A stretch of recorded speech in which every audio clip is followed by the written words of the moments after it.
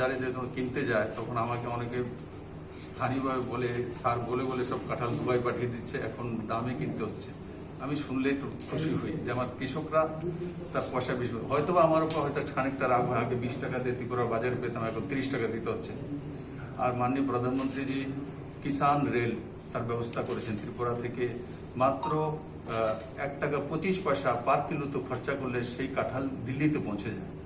সেটা আগে ছিল না, সাবসিডাইজ ব্যবস্থা। তো তাতে যদি আমাদের যদি 10 টাকা বেশি দিয়ে কাঁঠাল খেতে হয়, আমার তো মনে হয়, কারণ ত্রিপুরাতে বড় মাত্রায় এমপ্লয়ি রয়েছেন এবং তাদের এই কোভিড পরিস্থিতিতে বড় বড় রাজ্যগুলো বেতন কেটেছে, ত্রিপুরা কাটেনি। ত্রিপুরা বরং 3% ডিএ দিয়েছে, তারপর অ্যাডক প্রমোশন দিয়েছে। তো সেই দিশাতে রাজ্য সরকার কাজ করে সায়েন্স টিচারদেরকে রেগুলার করেছে।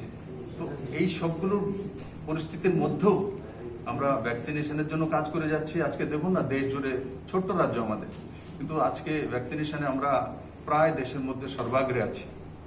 সেই দিশাতে কাজ করছি। সবাই সুস্থ থাকুক, সুন্দর থাকুক, ভালো থাকুক, আর যারাই ত্রিপুরাতে আসে সবাই ভালো থাকুক, সেটা আমার কামনা। এটা মাতা ত্রিপুরেশের ভূমি, এখানে সবকা সাথ সবকা বিকাশের কাজ।